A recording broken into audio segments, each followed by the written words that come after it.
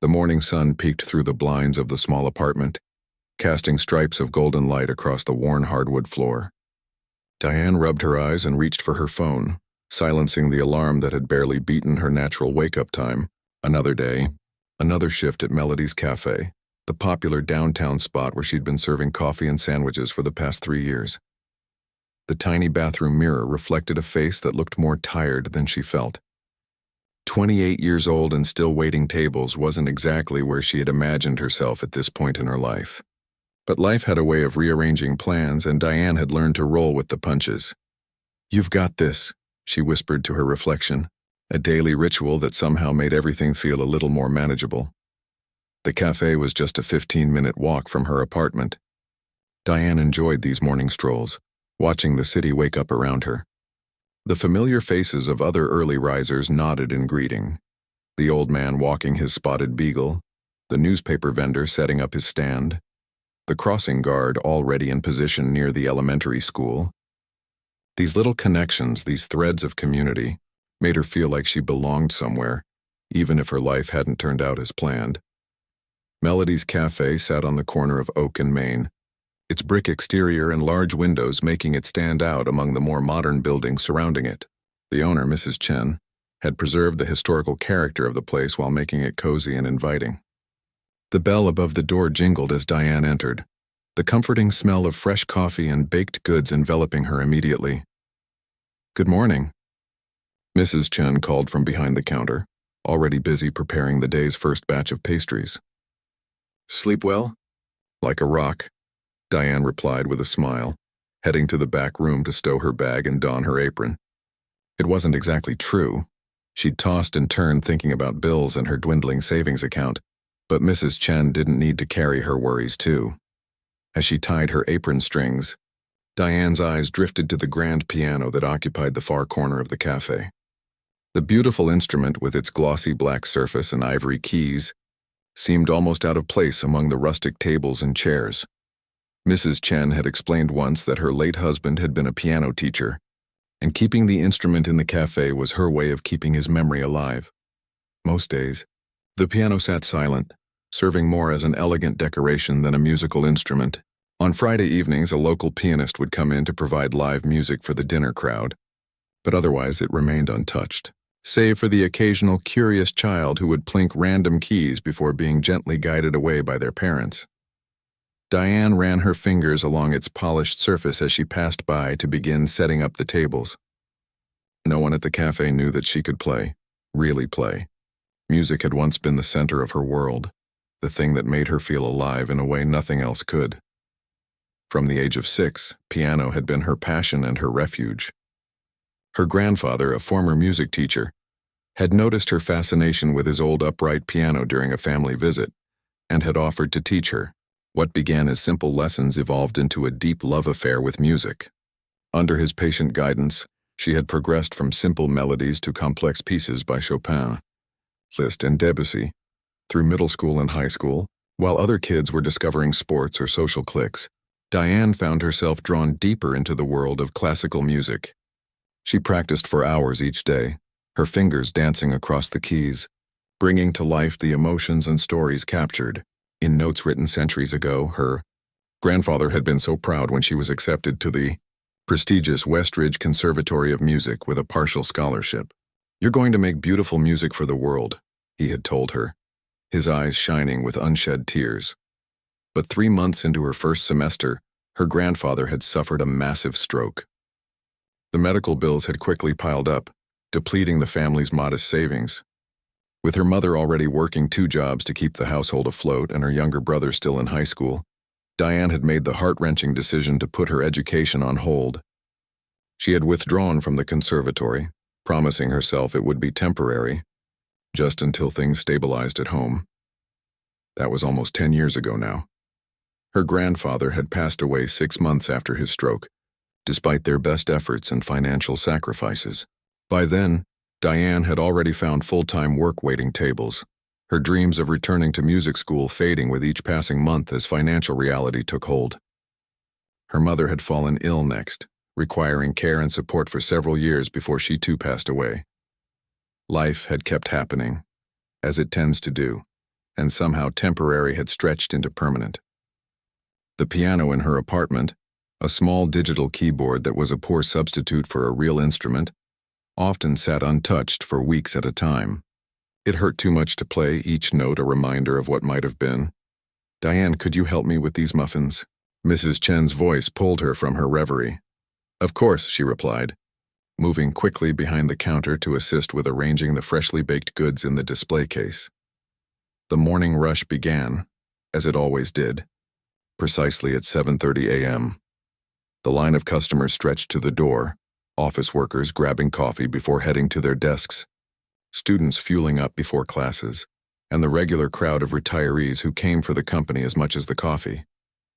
Diane moved efficiently between tables, taking orders, delivering food, refilling cups. She had learned early on that being a good server was about more than just carrying plates and taking payments. It was about reading people, anticipating needs, and creating moments of connection in busy lives. The usual. She asked Mr. Fernandez, a retired history teacher who came in every morning at 8 o'clock sharp. "You know me too well."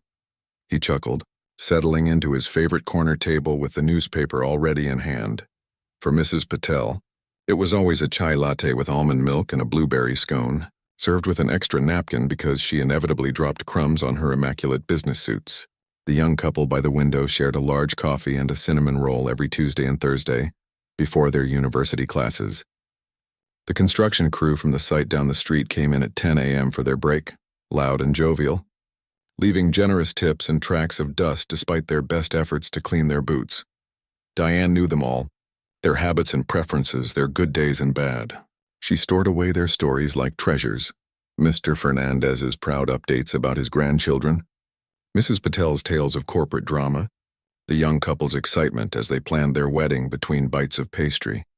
In these moments, when she was fully present in the rhythm of the cafe, the weight of abandoned dreams lifted slightly.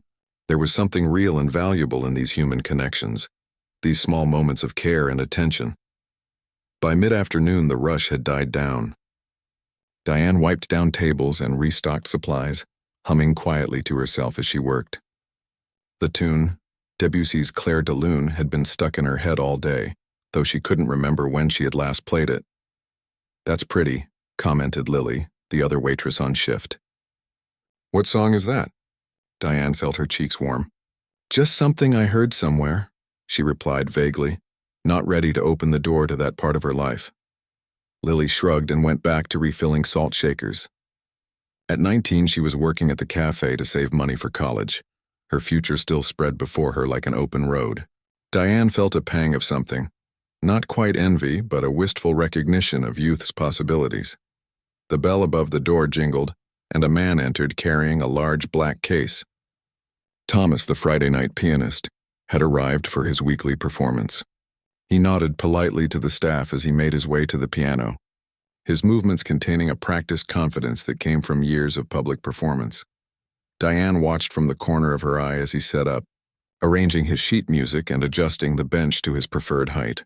His fingers ran through quick warm-up scales, drawing the attention of the few afternoon customers who looked up with interest. When Thomas began to play, a jazz standard that Diane recognized but couldn't name, something in her chest tightened. His technique was good, professional even, but there was something mechanical in his interpretation, a certain emotional distance that left the music feeling pleasant but unremarkable. "He's good, isn't he?" Mrs. Chen had appeared beside her, a proud smile on her face as she watched Thomas perform. "Yes, very good," Diane agreed automatically, though her trained ear caught several small mistakes that the average listener would miss. "My husband would have appreciated having music in this place again," Mrs. Chen continued, a hint of sadness coloring her words. "He always said a room with a silent piano is like a bird that doesn't sing, a wasted beauty." The words hit Diane with unexpected force. A wasted beauty. Was that what she had become? Someone who carried music inside but never let it out? The thought followed her through the remainder of her shift, persistent and uncomfortable. As the afternoon stretched into evening, Diane found herself glancing more frequently at the piano, at Thomas's hands moving across the keys, at the small audience that had gathered to listen. Something long dormant was stirring inside her, a hunger, a longing, a recognition of something essential that had been set aside but never truly forgotten. When her shift ended at 6, Diane didn't immediately head for the door as she usually did. Instead, she lingered, tidying things that didn't need tidying, finding small tasks to justify her presence as Thomas played on, and the evening crowd began to fill the cafe. She wasn't ready to leave, not yet. Something was happening here, something important, some quiet turning point that she couldn't yet name but could feel approaching, like distant thunder before a storm. The music continued to fill the room, and Diane stood still for a moment, letting it wash over her. For the first time in years, she allowed herself to really listen, not just with her ears, but with the part of her that had once lived and breathed music. And in that listening, something long buried began to reach toward the light. A week had passed since that Friday evening when something inside Diane had begun to stir. Each day at the cafe had felt a little different, as if the air itself carried a charge of possibility. She found herself humming more often as she worked, fragments of pieces she had once played flowing naturally through her mind after years of deliberate silence. Mrs. Chen had noticed. "You seem happier lately," she commented as they prepared for the morning rush, arranging fresh pastries in the display case. "Did something good happen?" Diane shrugged, not quite ready to put words to the change she felt. "Just feeling good, I guess," she replied with a smile that felt more genuine than any she'd worn in a long time. The truth was more complicated. That night, after watching Thomas play, she had gone home and uncovered her digital keyboard from beneath the stack of magazines and mail that had accumulated on top of it. Her fingers had been stiff and uncertain at first, fumbling through scales that had once been as natural as breathing. But muscle memory was a powerful thing. By the time she finally went to bed well past midnight, her hands had begun to remember their old confidence. Every night that week, she had played for at least an hour after her shift, reacquainting herself with the instrument that had once been her closest companion. The neighbors had even knocked on her door, not to complain but to tell her how beautiful it sounded through the thin apartment walls. Their unexpected praise had brought tears to her eyes. Now, as Friday approached again, Diane felt a mix of emotions she couldn't quite sort out.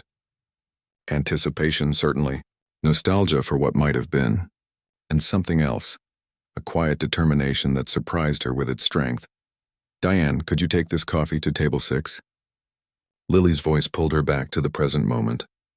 The cafe was busy with the lunch crowd, every table filled with customers enjoying sandwiches and soups on the chilly autumn day. "Sure thing," she replied, picking up the mug and weaving her way through the tables with practiced ease.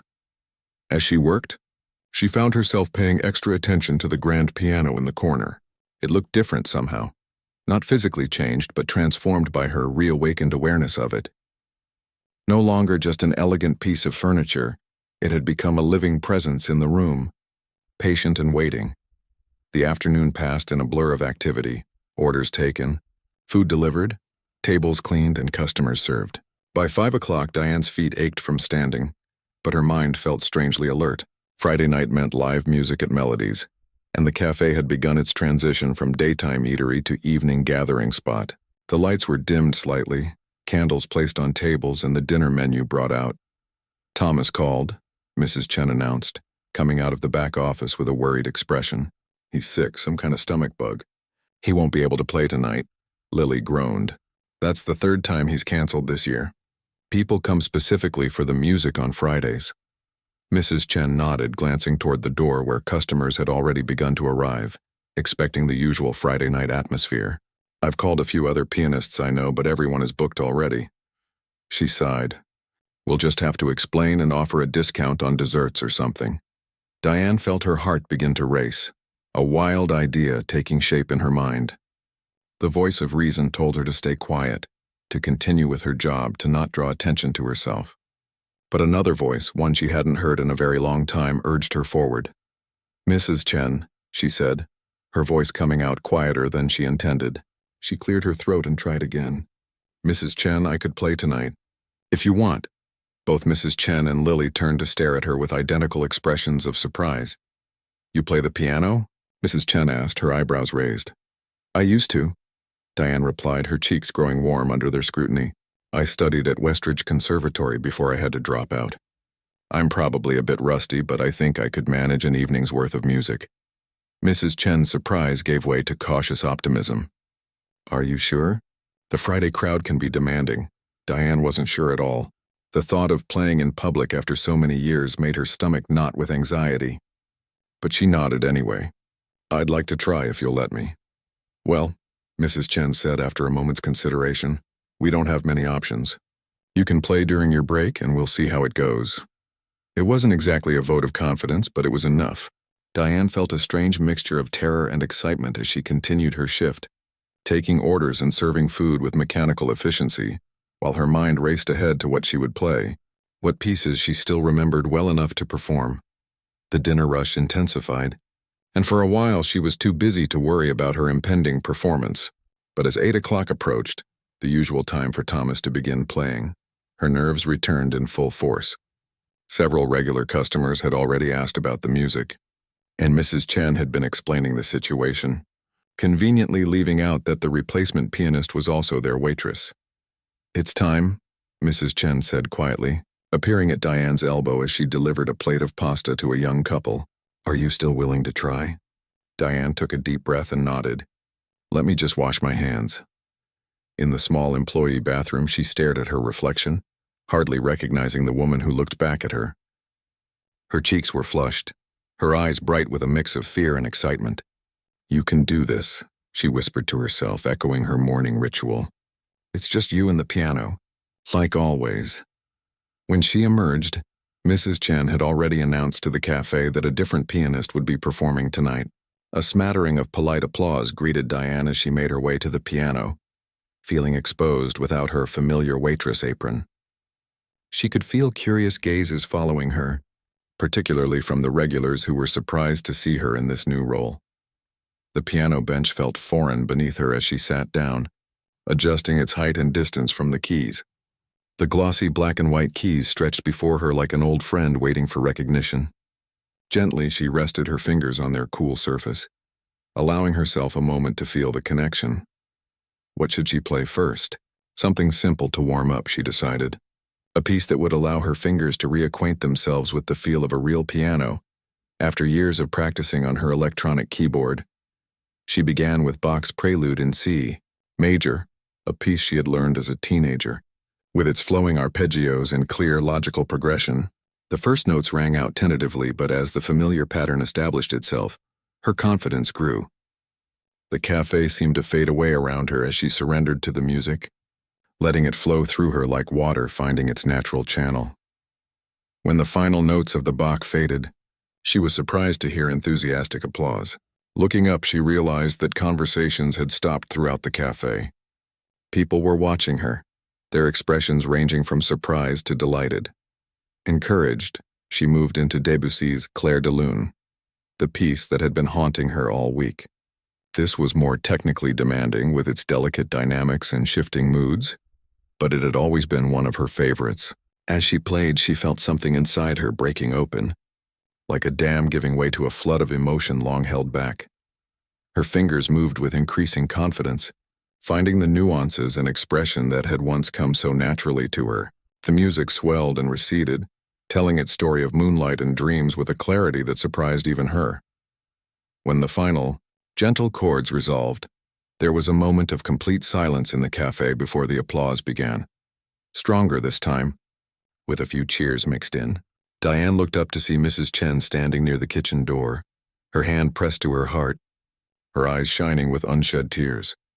The next hour passed in a blur as Diane played piece after piece, Chopin nocturnes, Mozart sonatas, and even a few contemporary songs she had learned for fun during her conservatory days. Her technique was not perfect. Years of waitressing instead of practicing had taken their toll on her precision, but what she lacked in technical perfection, she more than made up for in emotional depth.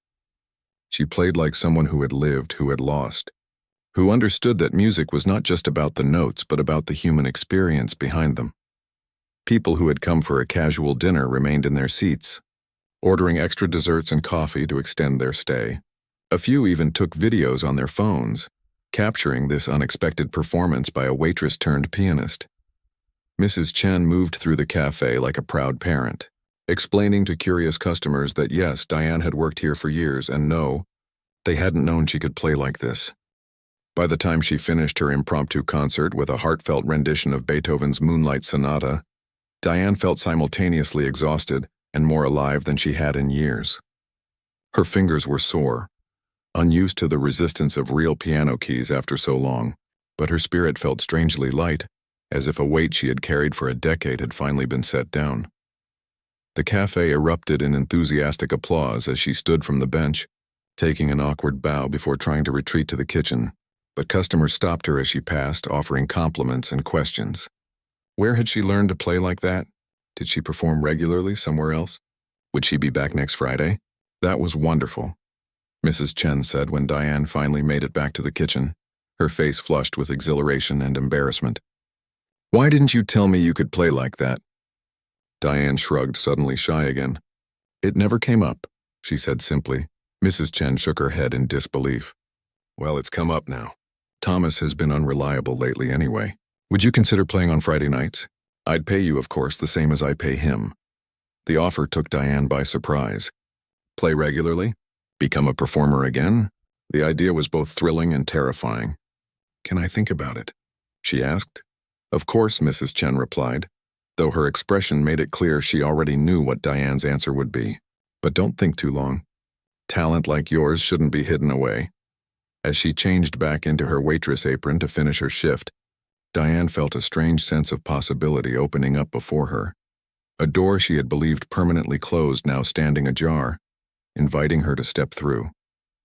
The path ahead wasn't clear yet, but for the first time in years, she allowed herself to imagine a future where music played a central role again.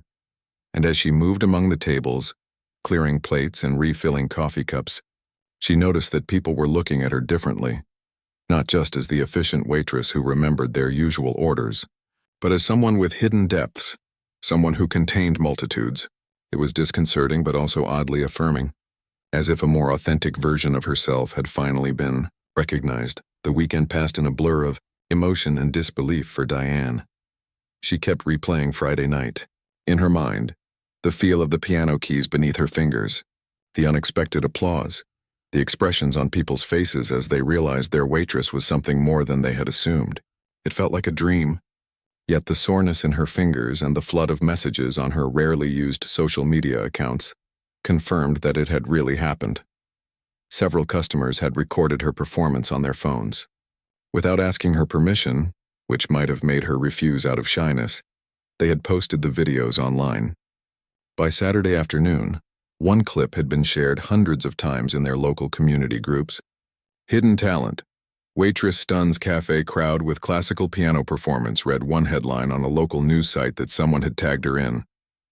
Diane watched the video once, cringing slightly at seeing herself on screen before putting her phone away. The attention made her uncomfortable, but beneath the discomfort lay a tiny growing seed of pride. She had played well, not perfectly but with heart, and people had responded to that. Sunday morning she woke to a text from Mrs. Chen. Please come in 30 minutes early on Monday. Need to talk about piano. Nothing bad. The smiley face was reassuring, but Diane still felt nervous as she walked to work on Monday morning. The bell above the cafe door jingled as she entered, and to her surprise, several early customers looked up and recognized her, offering smiles and nods that felt different from their usual greetings. There she is, called Mr. Fernandez from his usual corner table. Our very own concert pianist. Diane felt her cheeks grow warm as other customers turned to look. Hardly a concert pianist, she demurred, making her way quickly to the back room to stow her things. Mrs. Chen was waiting for her, a stack of papers on the desk in front of her and an excited gleam in her eyes. Sit, she urged, pulling out a chair. You would not believe the weekend we had. Saturday and Sunday were our busiest days in months. People coming in asking if the piano waitress was performing again. She chuckled, clearly delighted by this turn of events. I'm sorry I caused such a disruption, Diane began, but Mrs. Chen waved her apology away. Disruption? No, good business. Very good business. Which brings me to my proposal. She slid a piece of paper across the desk. I want to make you an official performer here. Not just on Fridays, but Wednesday and Saturday evenings too. 3 nights a week, 2 hours each night. Diane stared at the paper, a simple contract outlining payment terms that were significantly more per hour than what she made waiting tables. I don't know what to say, she stammered, her mind racing with possibilities and concerns. I'm not sure I'm ready for that much performing yet. And what about my regular shifts? Mrs. Chen had clearly anticipated these questions. You keep morning shifts Monday to Friday. No more evening shifts. Instead, you play piano those 3 nights. Same total hours, more money. She smiled, clearly pleased with her solution, and time to practice during the day. The offer was generous, more than generous. But Diane hesitated, the old fears crowding in. What if Friday night had been a fluke? What if she couldn't sustain that level of performance regularly? What if people expected more than she could give? Mrs. Chen seemed to read her thoughts. You don't have to decide right now. Think about it this week. But remember, talent like yours is rare, and my husband always said that gifts are meant to be shared, not hidden away. Throughout her morning shift, Diane found herself the object of curious glances and enthusiastic compliments from regular customers who had seen the videos or heard about her performance. Some asked if she would be playing again, while others shared their own stories of abandoned hobbies and dreams, as if her brief return to music had stirred something in them too. I used to paint, confessed Mrs. Patel during her regular morning visit, stirring her chai latte thoughtfully. Landscapes, mostly. Hadn't thought about it in years until I saw that video of you playing. Made me wonder why I ever stopped. By lunchtime, 3 different customers had requested songs for her next performance, and a local choir director had left his card, mentioning something about accompaniment opportunities. The attention was overwhelming but not entirely unwelcome. For the first time in years, people were seeing a part of her that she had kept hidden for so long. During her afternoon break, instead of scrolling through her phone or chatting with coworkers, Diane found herself drawn to the piano. With the cafe relatively quiet between lunch and dinner, she sat down and began to play softly. Not a performance, just a gentle exploration. Her fingers moved through familiar patterns, testing what they remembered, rediscovering old friends in the form of favorite pieces. She was so absorbed that she didn't notice the small audience that had gathered until she finished a simple Chopin prelude and heard quiet applause. Looking up, she saw 6 customers watching her with appreciation, along with Lily, who stood by the counter with a surprised expression. Sorry, Diane said automatically, starting to rise from the bench. Don't stop on our account, called one elderly woman who Diane recognized as a semi-regular customer. It's lovely background music for my crossword puzzle. Embarrassed but pleased, Diane nodded and continued playing, more conscious now of her impromptu audience, but gradually relaxing into the music again. She chose gentler pieces appropriate for the afternoon atmosphere. Some Satie, a bit of Einaudi, even some simplified jazz standards she remembered from her college days. When her break ended, she returned to her waitressing duties with a strange sense of living between 2 worlds. The familiar routine of taking orders and clearing tables, and this reawakening musical identity that felt both new and deeply familiar. As she worked, her mind kept returning to Mrs. Chen's offer. Could she really do this? Become a regular performer? The idea was both thrilling and terrifying, and yet something had changed inside her after Friday night. A door that had been closed for years had cracked open, and she wasn't sure she could or wanted to close it again. That evening, after her shift, Diane took a different route home, one that led past the Westridge Conservatory of Music, where her dreams had been cut short a decade ago. The imposing stone building with its tall windows stood just as she remembered it. Lights shone from within, and the faint sound of orchestral practice drifted out into the darkening street. She paused across the street, watching students come and go with instrument cases and armloads of sheet music. They looked so young, so full of purpose and possibility. Had she ever been that young? That certain of her path? On impulse, she crossed the street and climbed the familiar steps to the main entrance.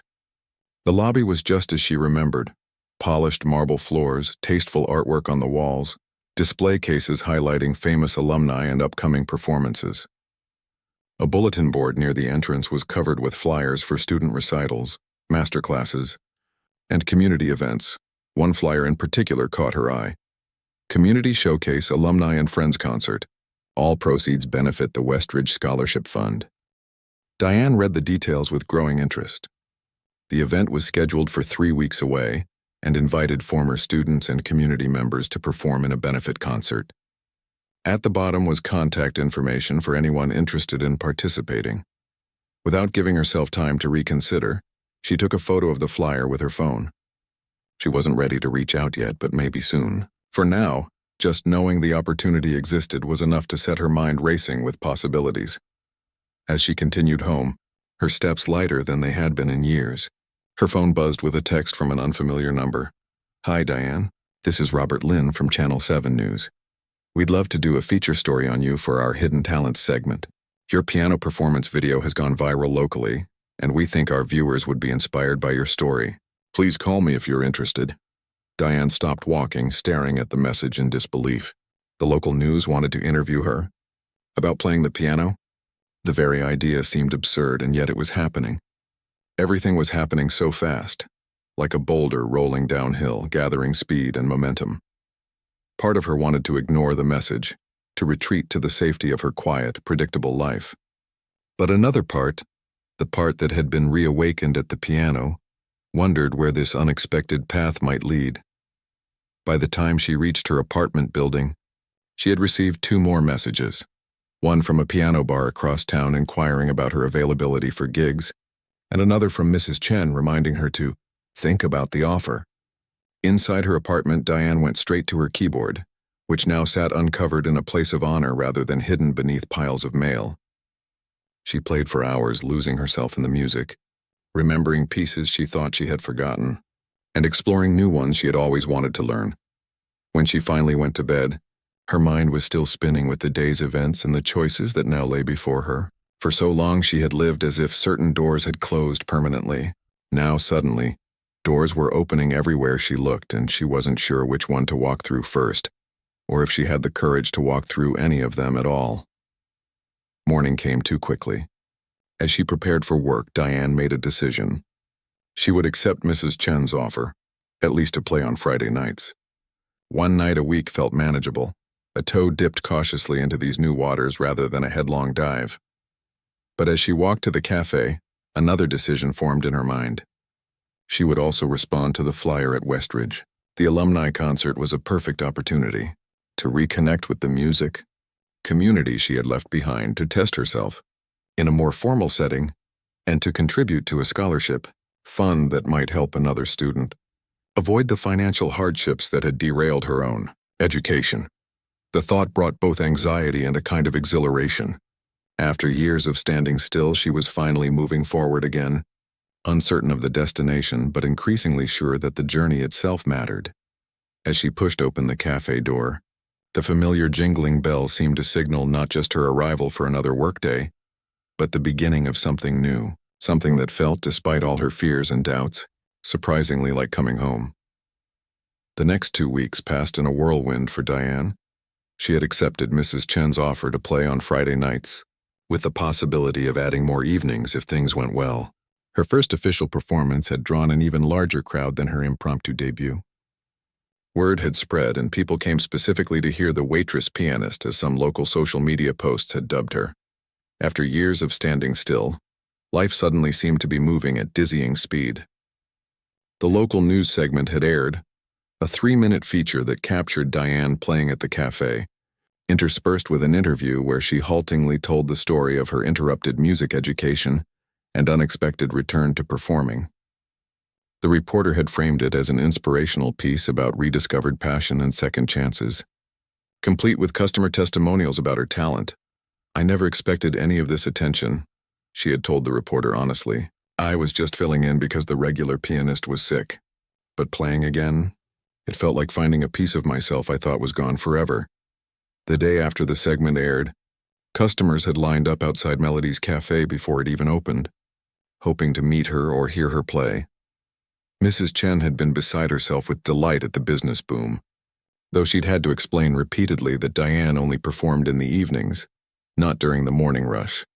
Now, sitting in the waiting area outside the Westridge Conservatory's administrative offices, Diane felt like she had entered yet another dimension of this strange new reality. After photographing the alumni concert flyer, she had finally gathered the courage to email the organizer, Professor Reynolds, who had responded with surprising enthusiasm and invited her to come discuss her potential participation. The hallways of Westridge stirred complex emotions in her. She had spent only a few months here as a student, but they had been among the happiest of her life, a time when her future had seemed full of musical possibility before reality had intervened. Walking these halls again, hearing the muffled sounds of practice rooms and classrooms, brought back a bittersweet mixture of pride, belonging, and loss.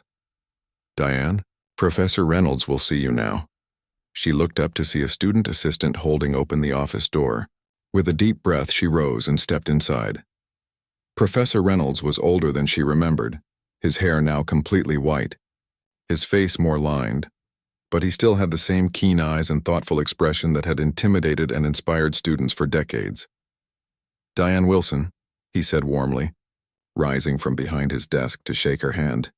"I thought your name sounded familiar when you emailed, and then I placed it. You were in my Music Theory 101 class about 10 years ago, weren't you?"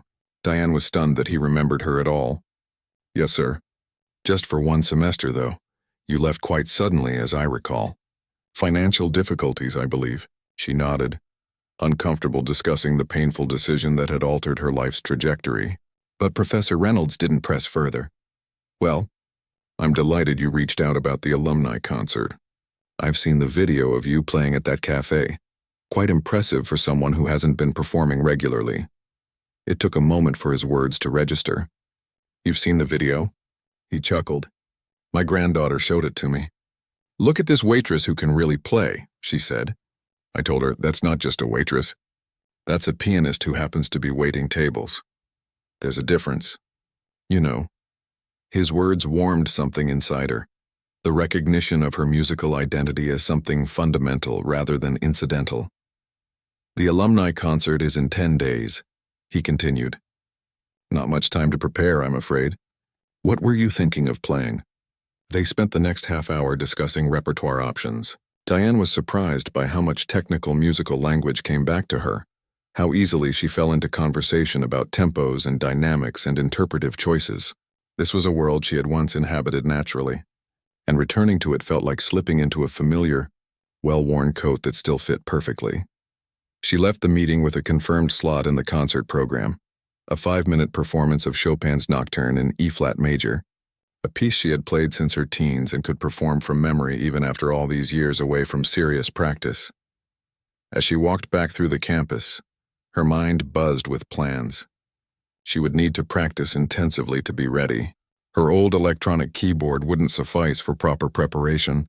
She needed access to a real piano with the weight and response of acoustic keys. But where? The answer came to her suddenly. The cafe. Mrs. Chen had already told her she could practice there during off hours if she needed to. With her new official status as the weekend pianist, she could use the beautiful grand piano during the quiet afternoon lull between lunch and dinner. That afternoon, she approached Mrs. Chen with her plan. "Of course you can practice here," Mrs. Chen said immediately. "I'm so proud of you getting back to your music school. My husband would have been delighted. He always said that piano needed someone who could really make it sing." For the next week, Diane established a new routine. Mornings were spent waiting tables as usual. During the afternoon lull, she practiced at the cafe's piano, working through the Chopin piece measure by measure, refining her interpretation, rebuilding her technique. After closing, she would sometimes stay late, working on her expanding repertoire for the cafe performances, which now included more contemporary pieces alongside the classical work she had studied in school. News of the upcoming alumni concert spread among the cafe regulars, who had become something like fans over the past weeks. Several promised to attend to support her, including Mr. Fernandez, who proudly told everyone he had discovered her talent by being one of the first customers to hear her play that fateful Friday night. "You're becoming quite the local celebrity," Lily teased as they prepared for the morning rush. "Soon you'll be too famous to remember us little people." Diane laughed, but there was a note of anxiety beneath the humor.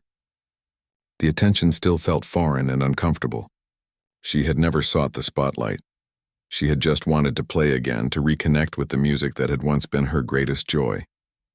Everything else, the social media shares, the local news feature, even her upcoming performance at Westridge, felt like unexpected side effects rather than goals. The evening before the alumni concert, Diane finished her shift at the cafe and headed home, her mind already running through the Chopin piece, mentally practicing difficult passages. As she turned onto her street, she noticed a familiar figure waiting outside her apartment building, a tall woman with silver-streaked dark hair pulled back in a severe bun. Diane stopped short, her heart suddenly racing. "Dr. Abernathy?" The woman turned, her austere expression softening slightly into a smile. "Hello, Diane. It's been a long time." Dr. Abernathy had been Diane's piano instructor at Westridge, a formidable teacher, known for her exacting standards and rare, precious moments of approval. Diane had both feared and admired her, striving constantly to earn those infrequent nods of satisfaction during their lessons. "What are you doing here?" Diane asked, then immediately felt rude. I'm surprised to see you. Professor Reynolds mentioned you'd be playing in the alumni concert tomorrow. I was curious." She hesitated, something Diane had never seen this confident woman do before. "I always wondered what became of you. You had such promise." Diane felt a complicated tangle of emotions, pride that her former teacher remembered her, shame about the modest life she'd built, defensiveness about the choices she'd been forced to make. "Would you like to come up?" she offered, gesturing to her building. "It's not much, but we could talk. Upstairs." Diane was acutely aware of her small apartment, with its second-hand furniture and the electronic keyboard, that now sat prominently in the living area. Dr. Abernathy took it all in with an inscrutable expression. "I saw the news segment," she said finally, accepting the cup of tea Diane offered, "and the viral video. You still play beautifully." "Not like I would have if I'd completed my education," Diane replied, unable to keep a hint of regret from her voice. Dr. Abernathy shook her head. "You play with more heart now than you did at 18. Technical precision can be taught, but emotional depth comes from living." She set down her cup decisively. "That's actually why I'm here. I have a proposition for you."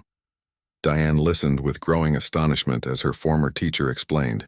The music outreach program at Westridge needed instructors for their community initiative, a program that provided low-cost music lessons to children from underserved neighborhoods. "We need someone who can teach beginning and intermediate piano," Dr. Abernathy explained. "Someone who understands both the technical foundations and the joy of making music. Someone who can connect with students who might be facing their own obstacles to music education." "You want me to teach?" Diane asked, stunned. "But I never finished my degree. I haven't played seriously in years." "You have life experience our recent graduates don't have," Dr. Abernathy replied firmly. "And from what I've seen and heard, you've retained more of your musical training than you give yourself credit for." She paused, studying Diane's face. "The position includes access to the practice rooms and performance spaces at Westridge, and a partial scholarship to complete your degree if you're interested." Diane sat back, overwhelmed. A chance to teach, to share music with children who might otherwise miss the opportunity, just as she nearly had as a child before her grandfather noticed her interest. A chance to return to Westridge, not as the student who had to leave, but as an instructor with something valuable to offer, and maybe even a path to finally complete what she had started all those years ago. "I don't know what to say," she managed finally. "Say you'll think about it," Dr. Abernathy replied, rising to leave. "After tomorrow's concert. For now, focus on your Chopin. And remember what I always told you about the E-flat nocturne. It's not about the notes. It's about the spaces between them," Diane finished with a smile, recalling the frequent reminder from her lessons. Dr. Abernathy nodded, the ghost of a smile crossing her usually stern features. "I'll see you tomorrow, Diane. Play well." After she left, Diane sat at her keyboard, fingers hovering over the keys but not playing. Her mind was too full of swirling thoughts and emotions to focus on practice now. In less than a month, her life had transformed from a safe, predictable routine into something altogether different. Something with risk and opportunity. Something with a future that extended beyond next week's shift schedule. It was terrifying and exhilarating all at once. She thought of the cafe with its welcoming atmosphere and the joy of playing for an appreciative audience. She thought of Westridge with its academic rigor and artistic excellence. She thought of the children she might teach, offering them the gift her grandfather had given her, the key to a world of musical expression. Perhaps she didn't have to choose just one path. Perhaps this new life could encompass all of these elements: performing, teaching, learning, growing, as she finally began to play, working through the Chopin Nocturne one more time before tomorrow's concert. Diane felt something she hadn't experienced in years, not just contentment but genuine hope. The future stretched before her, no longer a flat line of endless same days, but a rising melody with twists and turns and possibilities she was only beginning to imagine. The Westridge Conservatory's concert hall was smaller than Diane remembered. As a student, it had seemed vast and intimidating, but now, waiting backstage for her turn to perform, she saw it differently: an intimate space designed to connect musicians with their audience, to let the music bridge the gap between performer and listener. She peeked through the curtains at the gathering crowd. The alumni concert had drawn a good turnout. Diane spotted several familiar faces: Mrs. Chen in the third row, beaming with pride; Mr. Fernandez and a group of cafe regulars who had come to support her; Lily, who had swapped shifts to be able to attend. And in the front row, Dr. Abernathy sat with perfect posture, her expression focused and attentive as always. A wave of nervousness washed over Diane. Playing at the cafe was one thing. People were eating, talking, coming and going. This was different. Here the audience would be listening, really listening, with no distractions. No clinking silverware, no espresso machine hissing in the background. 5 minutes. Ms. Wilson, whispered a student volunteer, clipboard in hand. Diane nodded, trying to calm her racing heart. She was 7th in the program, following a string quartet of recent graduates. She could hear them now through the backstage speakers, their music precise and polished. What was she doing here among these real musicians? The old doubts crept in, threatening to overwhelm her. She closed her eyes and took a deep breath, remembering her grandfather's advice from long ago. When the nerves come, and they will come, remember why you play. Not for the audience, not for the applause, but for the joy of making music. The joy of making music, yes. That was why she was here. Not to prove anything to anyone, but to share something meaningful. Something that had been a core part of her identity, even during the years when the piano had sat silent in her life. Applause indicated the string quartet had finished. 2 more performers before her turn. Diane moved to the green room where a small upright piano stood in the corner. Quietly, she ran through some warm-up exercises, feeling the keys respond beneath her fingers, reminding her body of the movements it needed to make. Professor Reynolds appeared in the doorway. "Doing all right, Diane?" She managed a smile. "Just nervous." "Good. A little nervousness keeps us sharp." He glanced at his watch. "Almost time. Remember, these people are here to support you, not to judge you. They want you to succeed." His words helped, surprisingly. She hadn't thought of it that way, that the audience was on her side, that they were partners in this experience rather than critics waiting to pounce on mistakes. Sooner than seemed possible, it was her turn. Professor Reynolds introduced her briefly, mentioning both her history as a former student and her recent rediscovery at Melody's Cafe. Then Diane was walking onto the stage, the polished black grand piano waiting for her like an old friend. The lights were brighter than she expected, making it difficult to see the audience clearly, perhaps a blessing in disguise. She sat at the bench, adjusted its height, and took a moment to center herself, hands resting lightly in her lap. The hall was completely silent, everyone waiting. Diane placed her hands on the keys and began to play. The first notes of Chopin's Nocturne in E-flat major filled the space.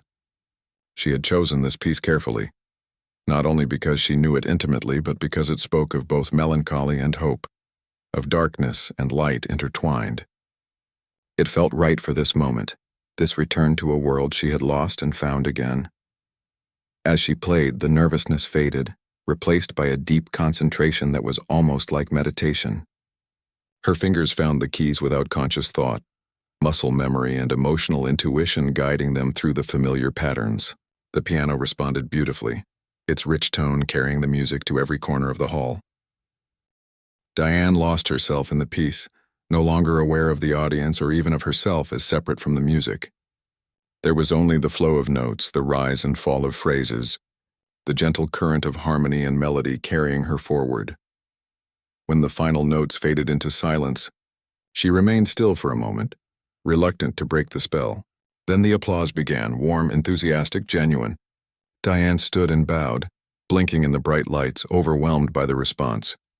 As she left the stage, legs slightly shaky with adrenaline, Professor Reynolds met her with a broad smile. "Beautifully done, Diane, absolutely beautiful." The rest of the concert passed in a blur. Diane watched the remaining performers from the wings, admiring their skill but no longer feeling that she didn't belong among them.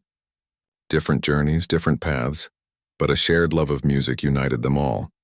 After the final bows, the reception in the conservatory lobby was buzzing with conversation and congratulations. Diane found herself surrounded by well-wishers, former teachers, fellow performers, cafe regulars who had become fans and friends. "I had no idea you could play like that," Lily said, giving her a quick hug. "I mean, I heard you at the cafe, but this was something else. You belong on that stage." Mrs. Chen was practically glowing with pride. "Such beautiful music. My cafe is so lucky to have you." Even Mr. Fernandez had misty eyes. "Reminded me of my late wife," he said quietly. "She loved that piece. Used to play it herself, though not half as well as you did tonight."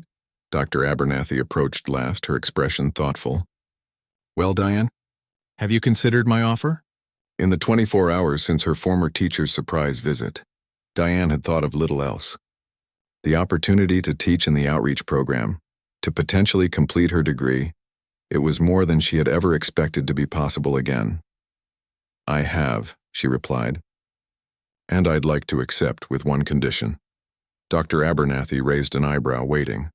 "I want to continue playing at Melody's Cafe on weekends," Diane explained.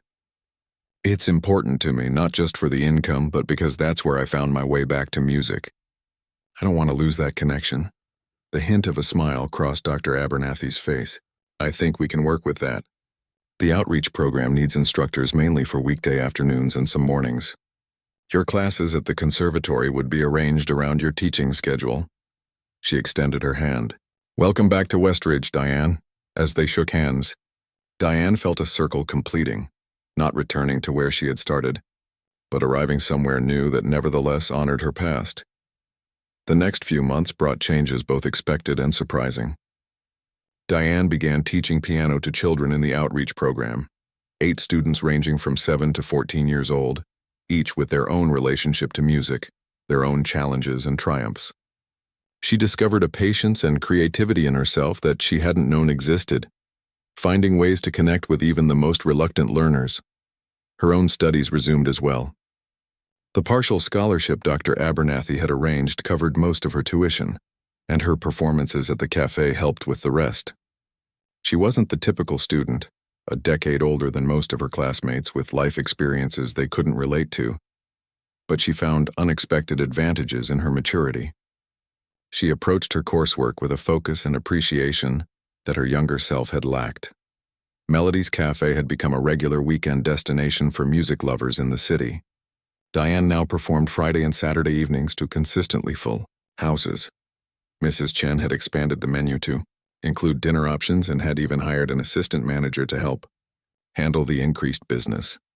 1 year after her impromptu first performance, Diane sat at the grand piano in the cafe, surveying the familiar space that had changed so much, and changed her so much in return. The tables were full, the atmosphere warm and expectant. She recognized many faces in the crowd, loyal cafe patrons, some of her students and their parents, colleagues from Westridge.